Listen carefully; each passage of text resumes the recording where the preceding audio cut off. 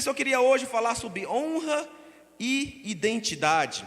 Abra, por favor, Evangelho de Mateus, capítulo 10. Evangelho de Mateus, capítulo 10. Hoje também é Santa Ceia do Senhor, glória ao Senhor. Por estarmos aqui nesse tempo de comunhão, podermos hoje cear, você que veio hoje à noite para estar conosco. É maravilhoso esse tempo, de podermos ter mais um mês de comunhão, afirmarmos novamente, nós estamos em comunhão com Cristo Jesus. Amém? Evangelho de Mateus, capítulo 10, do versículo 39 ao 42. Quero falar sobre honra e identidade hoje. Assim diz a palavra: quem vos recebe, a mim me recebe. E quem me recebe a mim, recebe aquele que me enviou.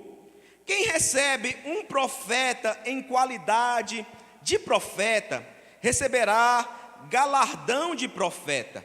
E quem recebe um justo na qualidade de justo, receberá galardão de justo. E qualquer que tiver dado, só que seja um copo de água fria a um destes pequenos, em nome de discípulo, em verdade vos digo que de modo algum perderá o seu galardão. Amém? Glória ao Senhor. Moisés, vem aqui, eu quero conversar com você pessoalmente. Aí eu fui lá no QG do exército. Eu entrei numa sala reservada, onde tinha vários oficiais do exército. Eu estava conversando com ele. Sabe, Samuel, estou de boa, esparramado no sofá lá, conversando com meu amigo, tinha os oficiais. Quando penso que não, entrou quem na sala? O general. Quando entrou o general, todo mundo pulou, levantou, bateu continência. Eu não sabia o que fazer. Eu não sabia se eu pulava, se eu caía, se eu batia continência. Eu fiquei esparramado no sofá, rendido.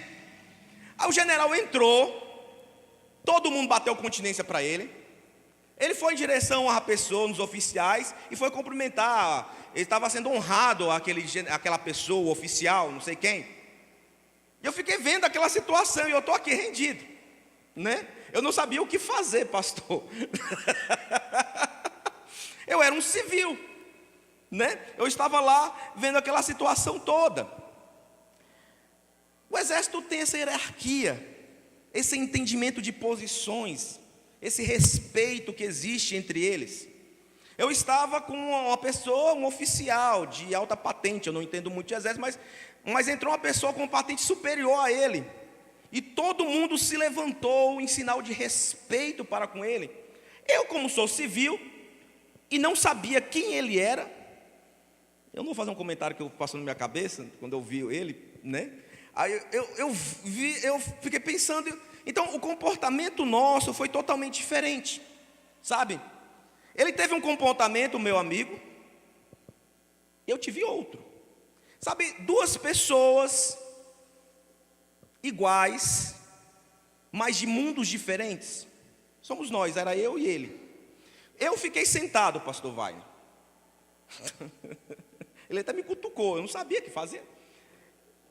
Mas ele levantou e ficou na posição de continência. E quando entendemos que são duas esferas diferentes, a minha de civil e a dele de oficial do exército. Se um dia eu quisesse ser do exército, o primeiro ponto que eu deveria é respeitar aquelas patentes. Para aquele que quer entrar no exército, ele precisa respeitar a estrutura, ele precisa respeitar o exército, se um dia ele quiser ser um oficial. Então o primeiro ponto que a pessoa entra é saber respeitar. Se você quiser ser daquele grupo, se você quiser ser daquela esfera, você tem que saber vivenciar o que eles vivem. Você tem que respeitar a sua estrutura hierárquica. E é interessante a continência, o bater continência. O bater continência vem de muito tempo atrás, no Império Romano. O bater continência significa eu respeito a presença dele. Quando uma pessoa superior chega no local, desde o Império Romano, diz que o cavaleiro tinha que tirar o seu elmo, e mostrar quem ele era, mostrando o respeito à presença de alguém superior a ele. Então era uma continência.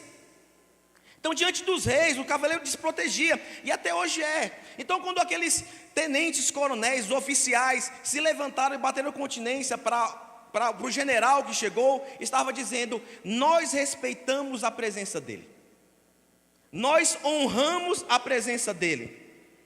Somente quando ele fala para eles pararem com aquela posição, eles saem. Então eu estou dizendo: nós respeitamos você, eu respeito, eu te honro. Nesse texto que nós lemos no começo, voltando para ele fala o seguinte: Jesus fala: quem vos recebe, a mim recebe, e quem me recebe a mim, recebe aquele que me enviou. É quando você recebe um homem de Deus como um homem de Deus. É quando você entende que aquele homem de Deus tem uma patente. E quando você recebe o homem de Deus, a pessoa de Deus, você está recebendo o próprio Jesus representado por ele, amém? E quando você recebe o próprio Jesus, você recebe Deus representado por Jesus, que está sendo representado pela pessoa de Deus, é isso que está falando. Quando você não é dessa esfera, você trata a pessoa como sem nenhuma patente, é como o civil, que não entende o que está acontecendo. Mas quando chega alguém que entende quem está chegando, quem é a pessoa, ele está falando assim: você está recebendo o próprio Deus na sua vida. É quando você sai da esfera do civil, você não se vê mais a pessoa como um ser civil, mas vê a honraria, o título dado por Deus para a vida dele. Se honra o reino na pessoa. Nessa semana, sexta-feira, eu fui num projeto social no Rio de Janeiro. Foi um dos motivos de estar lá no Rio de Janeiro. E o projeto, eu falei com algumas pessoas, coisa linda de ver, né? Ele está no pé do morro, né, de um dos morro de São José, uma comunidade. E é engraçado como eu fui recebido. Porque em alguns locais, né, pastor Samuel, a gente, parece que tanto faz a gente, né? Parece que você não chegar com um terno, a gravata, você não é tão recebido assim. Mas lá não, todo mundo tratou bem, como homem de Deus. E em certo momento ele falou assim: olha, coloca o colete aí, que senão você vai tomar um tiro. O colete, na verdade, era o símbolo do instituto, né? Era um coletezinho de pano, né? Aí ele falou assim: não é que esse colete é a prova de balas, mas se você andar com esse colete, ninguém vai mexer contigo aqui. Sabe o que é isso? Identidade. Ele falou: do jeito que você está aqui, se você sair agora e subir, você não volta vivo agora. Do jeito que você está agora, se você se atrever a subir, você não volta vivo. É uma garantia, é uma certeza que eu te dou. Mas se você colocar esse colete, ninguém vai mexer contigo. E eu fiquei pensando nisso, a identidade que tinham, o respeito que eles tinham diante da comunidade. Ele falou que um dia pessoas fumavam na frente do instituto e o chefe desceu para falar: o que vocês estão fazendo aqui na frente deste lugar? Aqui não é lugar para essas coisas. Para entender que aquele local, aquela igreja, aquele instituto tinha uma identidade, tinha um respeito das pessoas. E mais uma coisa que o pastor Lindoval, foi esse pastor que me recebeu, ele falou uma coisa que marcou a minha vida. Ele falou o seguinte: veja bem, as pessoas vivem falando que nós devemos levar as pessoas para a igreja. Ele falou assim: todo mundo fala que nós devemos levar as pessoas para a igreja. Mas veja bem, nós não somos a igreja. E quando a pessoa não está conosco, ele não está com a igreja. Então, aonde nós chegamos, a igreja chegou. Se Jesus Cristo que falou que a palavra está conosco, então quando nós falamos, a palavra é proferida, amém? Então nós entendemos que aonde nós chegamos, a igreja chegou. E se nós cercamos a pessoa, a igreja está em volta da pessoa. Não quer dizer que a pessoa virou igreja, mas a pessoa chegou na igreja. Porque nós somos representantes da igreja, amém? Nós somos representantes. A igreja não é o teto, nem as paredes, não é as cadeiras, somos nós. E nós carregamos essa identidade. Aonde nós estamos, a igreja está. E quando nós falamos a palavra do Senhor. Então entendemos que quem nos recebe nessa qualidade, recebe a Cristo Jesus, amém? Que quando as pessoas entendem quem nós somos e a autoridade que existe sobre as nossas vidas, ele recebe o próprio Deus na vida dele. Quem vos recebe, a mim recebe, amém? Quem te receber, está recebendo o próprio Deus na vida dele, amém? Um amém desse você não está sendo nem recebido, amém? É uma identidade que nós temos no reino. Você pode ser tratado como o João, o advogado, Cláudia, o marceneiro, o professor, ou entender que aonde você está, existe uma identidade do reino. Você não deixa de ser cristão para ser outra coisa na sua vida. Você é cristão, você é servo de Jesus, aonde você estiver. Aonde você é colocado, lá é um lugar abençoado. Porque nós somos enviados para alguns locais, e as pessoas às vezes entendem, não, eu tenho que ser enviado para a África, eu tenho que ser enviado para a Síria. Não, você foi enviado para algum lugar já. Deus já te enviou para fazer uma missão em algum lugar. E naquele local, se as pessoas te entendem, te recebem como a pessoa que você é em Cristo Jesus, este lugar é abençoado. Este lugar recebe a honra de Cristo. Mas a questão é que muitas vezes nós não usamos a farda, amém?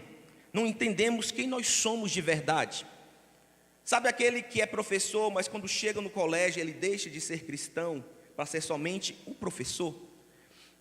É o advogado que quando vai fazer o seu exercício, ele deixa de ser cristão.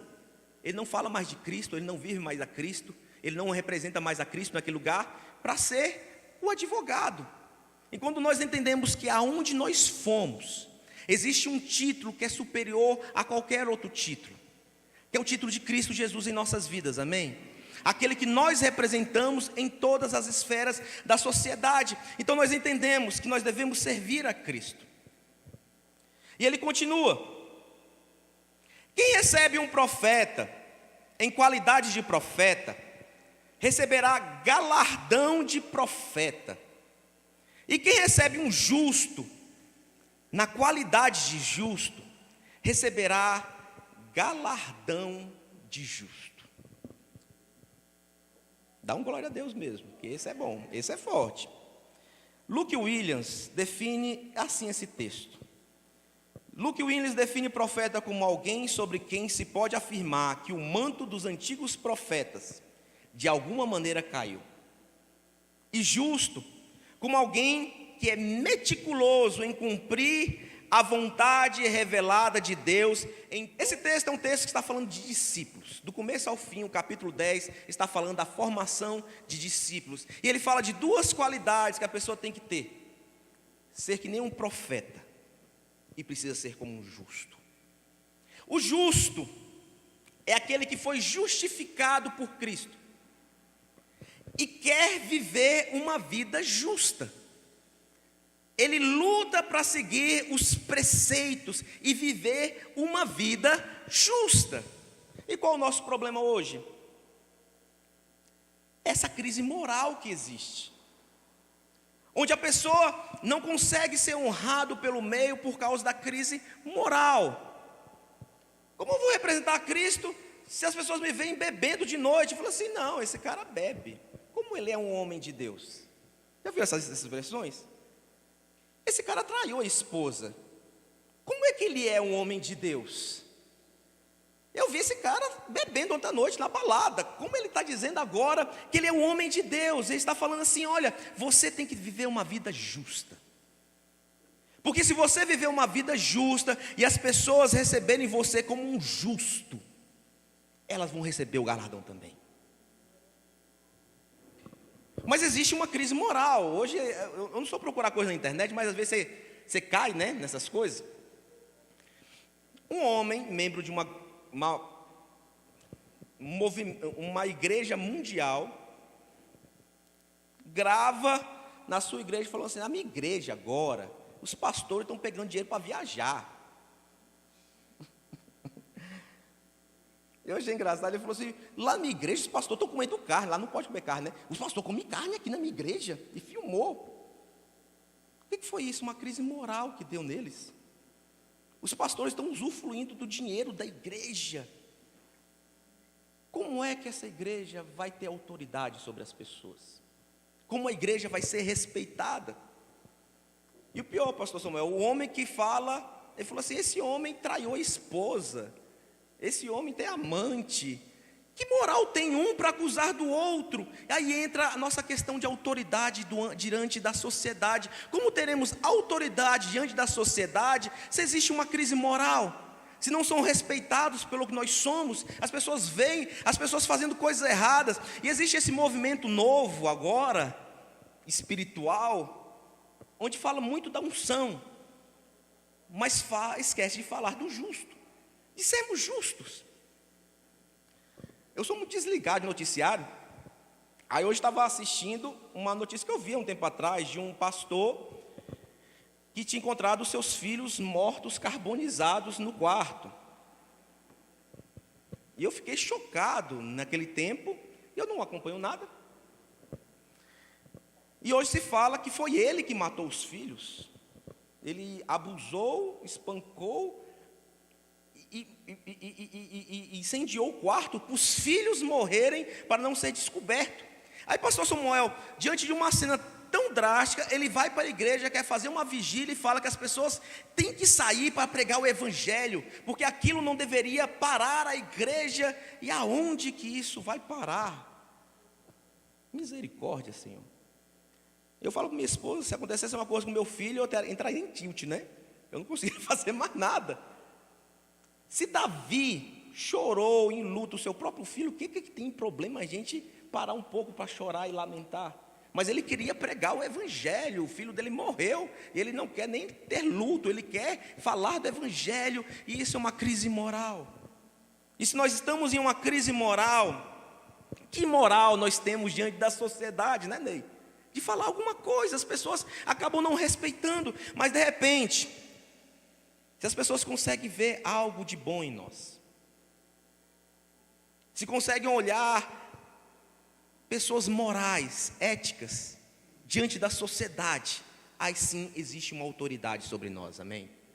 Assim nós falamos e as pessoas escutam a nós. Certo episódio da Bíblia chamam Jesus filho de uma porneia. Filho de uma porneia, dizendo, é claro, referente a Maria. Falou assim, não, Maria teve um caso, por isso nasceu, mas aquilo não era verdade. Jesus era filho do Espírito Santo, amém? E aquelas pessoas deixaram de receber, porque não fizeram justiça com um homem que era justo. E o texto fala de profeta, aquele que recebeu um manto sobre a vida dele.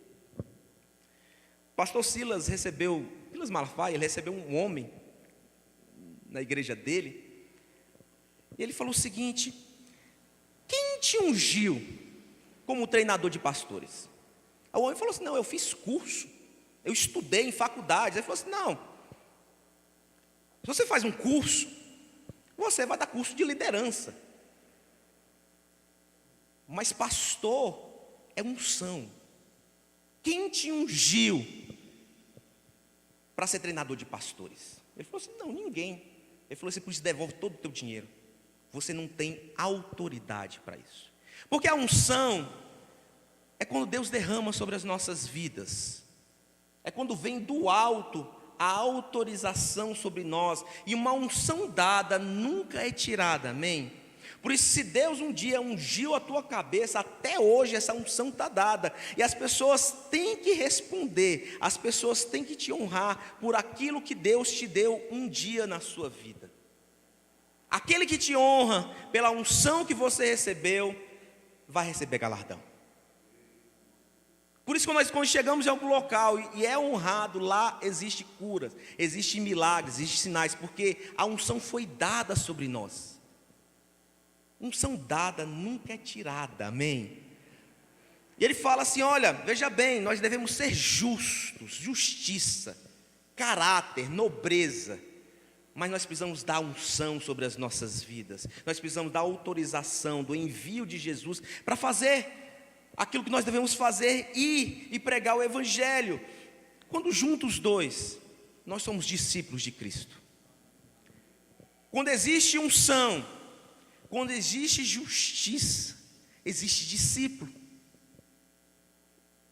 Mas se existe somente justiça, não existe unção, é alguém indo sozinho, querendo fazer as coisas sozinho, sem Cristo Jesus.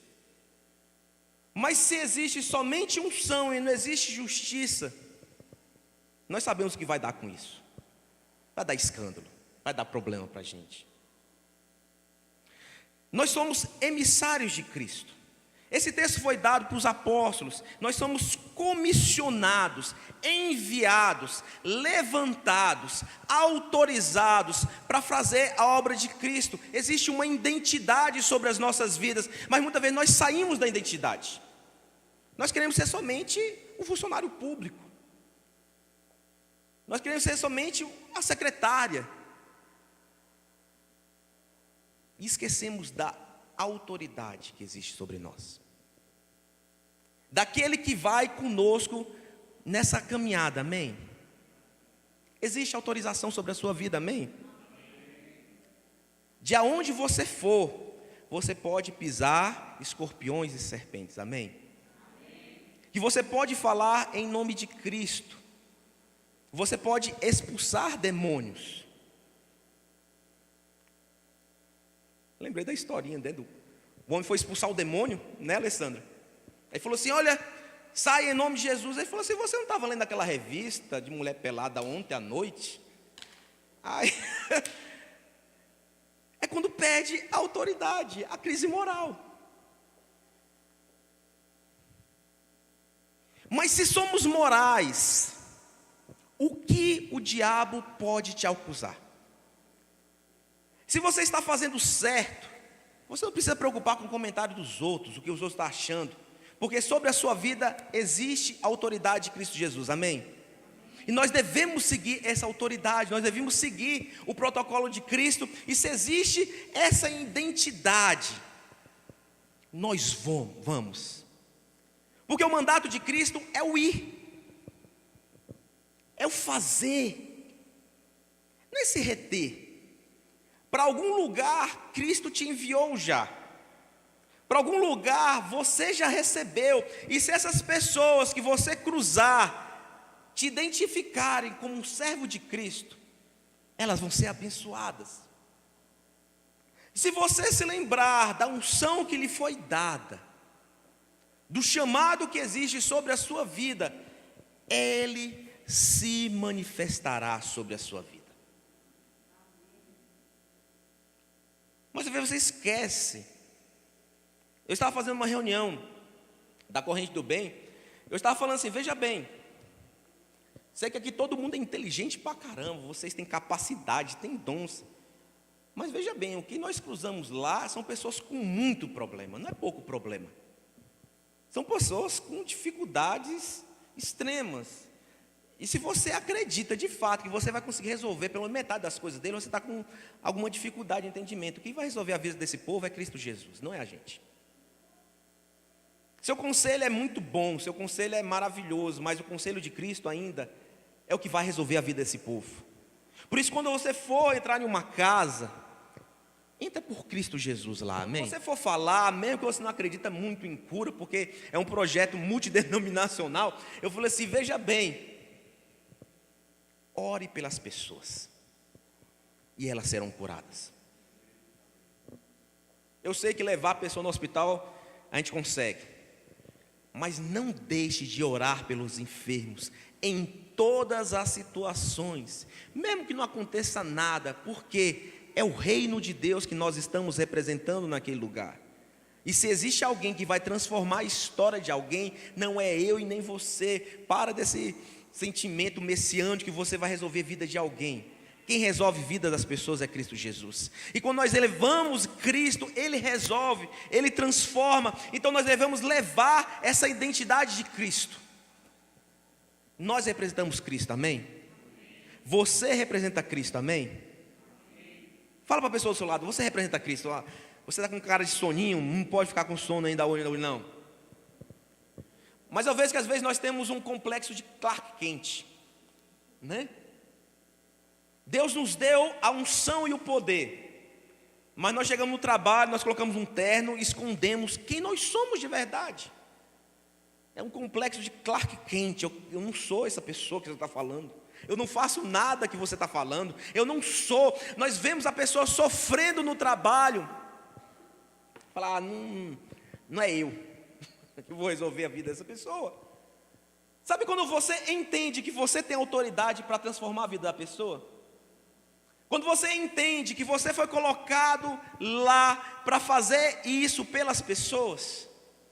Quando você entende que Deus te comissionou para fazer isso pelas pessoas? Quando você entende que existe uma unção sobre a sua vida que é capaz de fazer transformação e diferença nas pessoas. Mas você fala assim, não pastor, aqui eu me visto e eu não sou mais esse super-homem. Aqui eu só posso fazer o que me é mandado. Mentira. Deus te comissionou para ajudar pessoas. Não é só no sol nascente que você vai fazer o bem. Você pode fazer o bem aonde você estiver, porque Deus te deu essa autoridade, amém? Eu posso ouvir um glória a Deus aí? Nós podemos fazer, mas quando nós entendemos quem nós somos, se existe uma crise de identidade, quem você é, você nunca vai fazer, porque se nem você consegue se reconhecer como um servo de Cristo, como um discípulo. Eu estava assistindo um treinamento de profetas. Fui na reunião, estava lá sentado, e a pessoa falou assim, profetiza, vá lá, ordene que a doença vá embora. Pai, em nome de Jesus, eu te peço que essa pessoa seja abençoada. Ele falou, não é assim. Ordene que a doença vá embora. E a pessoa diz, pai, em nome de Jesus, eu queria que o Senhor tocasse a vida. A pessoa falou, não é assim. Manda que essa doença vá embora. Veja que sobre a sua vida existe uma autoridade de Cristo Jesus. Fala assim, eu em nome de Jesus ordeno, vai embora a doença. É assim que a gente tem que falar. É quando nós entendemos que existe uma autorização sobre a sua vida. Deus te comissionou para isso, amém? Você pode fazer. Você pode ministrar. Tem gente que fica orando, pai, Deus, em nome de Jesus, eu te peço que nos leve agora para a tua presença. Que dia que você saiu da presença de Deus? Que eu queria entender. Né? Que momento que acabou a presença e você saiu, você entrou? Ele fala que Ele está conosco. Você não precisa entrar nem sair. Bill Johnson fala assim, tem gente que está orando para o céu se abrir até hoje. Mas no dia que Jesus foi batizado, o céu se abriu já. Então você não precisa ficar pedindo novamente para o céu se abrir, se o céu já está aberto sobre as nossas vidas, amém? O céu já se abriu. Nós fomos comissionados. E Cristo faz sobre nós. Cristo usa as nossas vidas para fazer o que tem que fazer. Quando nós vamos em nome de Cristo, é Ele que está indo. Quando nós oramos em nome de Cristo, é Ele que está indo. Quando nós abençoamos em nome de Cristo, é Ele que está abençoando. Então você tem permissão. Você tem uma identidade de Cristo, amém? O reino de Deus chega nas pessoas. E o que mais mexe na minha vida, desde que eu assumi a igreja, né, eu fico me questionando essas questões de pastoreio e os pontos. E às vezes as pessoas acham, então pastor, quer dizer que no meu trabalho eu tenho que orar? É muito mais que orar. Pastor, então quer dizer que no meu trabalho eu tenho que pregar, eu tenho que abrir a Bíblia. Assim, eu entendo que é muito mais que isso. Pastor, então quer dizer que eu tenho que pegar essas pessoas do meu trabalho e eu tenho que levar para a igreja? É mais que isso. O pastor Chris Vallotton, ele falou uma coisa que mexeu no meu entendimento. Ele falou assim, veja bem, a palavra apóstolo não foi criado por Cristo. Apóstolo é uma palavra romana. Apóstolo é uma palavra romana, que quer dizer alguém que leva uma cultura para outro lugar. O que acontecia? Quando o Império Romano ia para uma outra região para dominá-la, ele enviava apóstolos. Eram pessoas responsáveis em transformar a cultura de um lugar. Veja bem, ele ia para uma outra região que tinha uma cultura diferente da cultura romana. Então, além do exército, iam músicos, professores, artistas. Essas pessoas eram apóstolos romanos. Para quê? Para levar uma cultura, uma nova maneira de pensar. Porque não é pegar as pessoas e trazer para a igreja, mas transformar a cultura de um lugar. Que quando nós chegamos, existe uma cultura diferente, e quando nós chegamos, a cultura daquele lugar tem que mudar, através dos valores de Cristo, amém? Através do que nós aprendemos, nós representamos Cristo, e aonde nós chegamos, a cultura tem que mudar. Ele falou assim, essa é a função de um apóstolo, essa é a função de um cristão, e você foi inserido em um ambiente que pode ser mudado. Às vezes, pastor, eu estou lutando para trazer a pessoa para a igreja. Não, veja bem, a igreja chegou naquele lugar, amém? Vocês estão meio descrentes hoje. A igreja chegou naquele ambiente, amém? Você trabalha num colégio, a igreja chegou no colégio, amém? Você trabalha no serviço público, no órgão público, no ministério. Eu queria dizer que a igreja chegou no ministério. Nós chegamos naquele lugar. E qual a sua função? É levar a cultura do reino naquele lugar, amém? É ver a transformação de Cristo naquele lugar. É muito mais que fazer coro na igreja. Eu estava vendo o pastor falou assim, essa época de igrejas lutando pelo tamanho da igreja já passou. Hoje o ponto é quão relevante é a tua igreja na sociedade. Não adianta você ter 3.000 pessoas na igreja que não são relevantes, não fazem nada, não mudam nada, só se reúnem, enquanto a sua igreja é relevante na sociedade. Quanto você é relevante aonde você está, quanto Cristo entra naquele lugar, quando os valores de Cristo tomam aquele lugar, quantas pessoas mudaram desde que você chegou naquele lugar. Falou, pastor, eu cheguei lá, era trevas, era escuridão, e agora Cristo entrou, Cristo fez morada.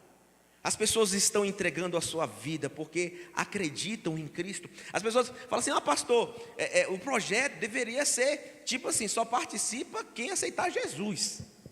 Eu falei, bem, se a gente falar assim, que só vai participar do projeto quem aceitar Jesus, no outro dia está todo mundo convertido. Mas isso adiantou alguma coisa? Alguém de fato mudou o seu coração de verdade? Não. Mas quando nós deixamos as pessoas livres lá, e nós levamos com o evangelho, as pessoas começaram a aceitar Cristo, e falou assim, eu quero ser dessa maneira, eu acredito nessa mensagem que vocês levam, e assim nós fazemos no sol nascente, que seja no seu trabalho também, amém? Nos lugares onde você passa, você chega lá, a pessoa fala assim, nossa, eu quero ser como essa pessoa, olha como ela é certa. Olha a vida da pessoa. E principalmente, eu acredito que você já escutou isso em alguma vez da tua vida, como é bom estar perto de você. Existe paz na sua vida. Sabe o que é isso? É o reino de Deus na sua vida, amém? É quando as pessoas se sentem bem, Falou assim, nossa, rapaz, o negócio estava tão tenso aqui, mas você chegou, né? Né, pastor Vai? Tem umas casas que falam assim, eu queria que você ficasse aqui na casa. Você está aqui na casa, está tudo bem. A gente fica até feliz aqui, todo mundo fica bem. Aí você vai, daqui um mês você tem que voltar aqui para trazer paz novamente. E nós entendemos aonde nós chegamos, Cristo chega também.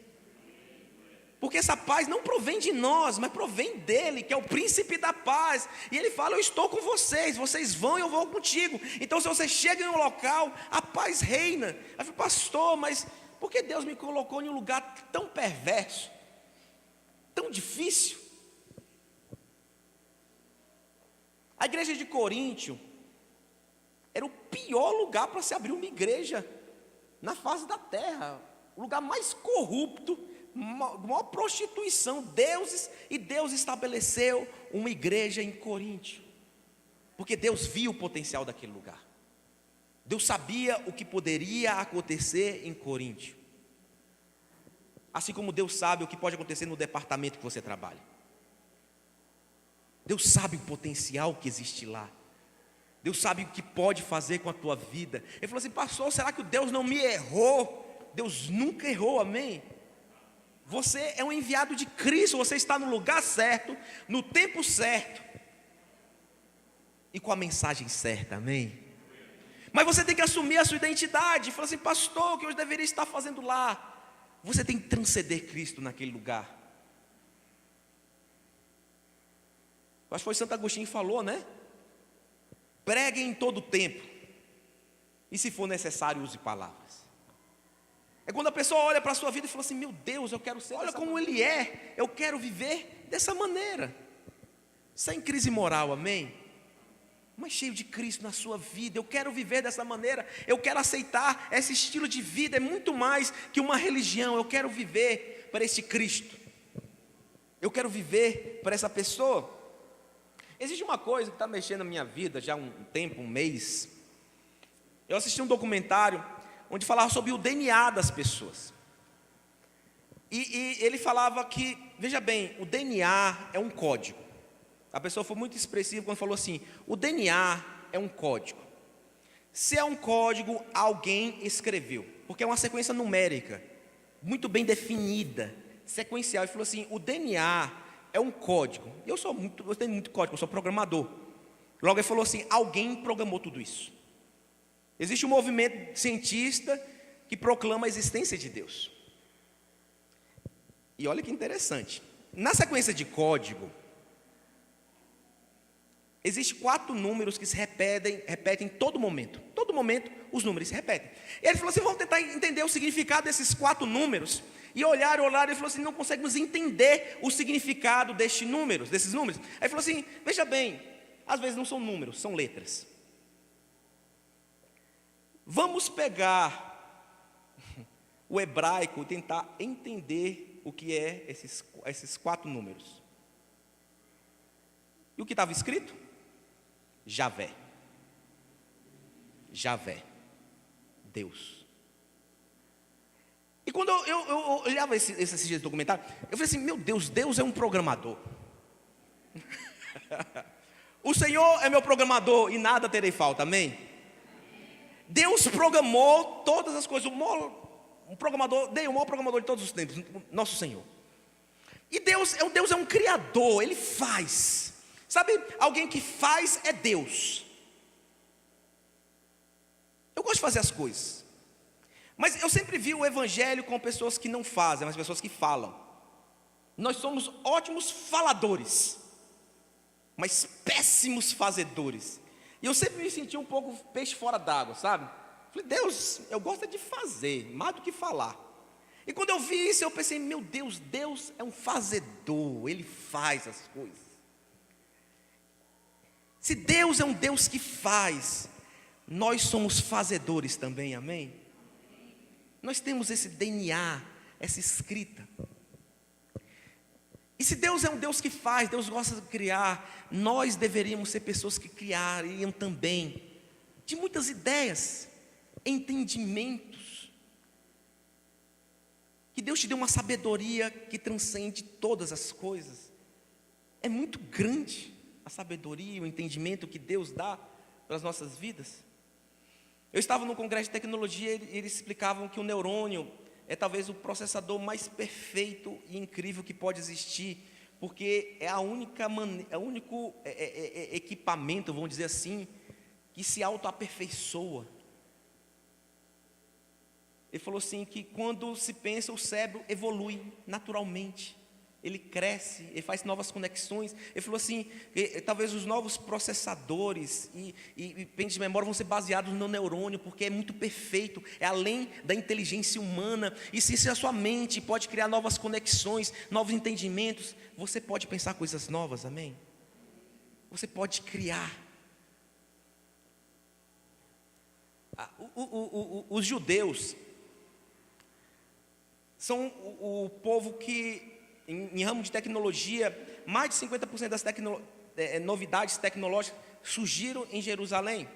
Existe uma rua em Jerusalém que foi avaliada em mais de 1 trilhão, só das empresas que surgiram de lá. Meu filho adora o Kinect do Xbox, né? Fica dancinho, sabe, pastor Vai, né? Surgiu em Jerusalém. O Waze que você usa surgiu em Jerusalém. Boa parte das tecnologias do seu celular surgiram em Jerusalém. Porque são criativos. Porque tem uma natureza divina, amém? Assim como nós, que podemos criar muitas coisas novas, amém? Eu acho que está entendendo tudo que a gente chegar. Que muito mais que levar pessoas para a igreja naquele lugar, Deus te colocou lá para criar coisas novas. Levar uma cultura de Cristo que transcende o entendimento e a cultura do mundo. Onde novas soluções vai surgir, sabe de onde? Da sua vida, amém?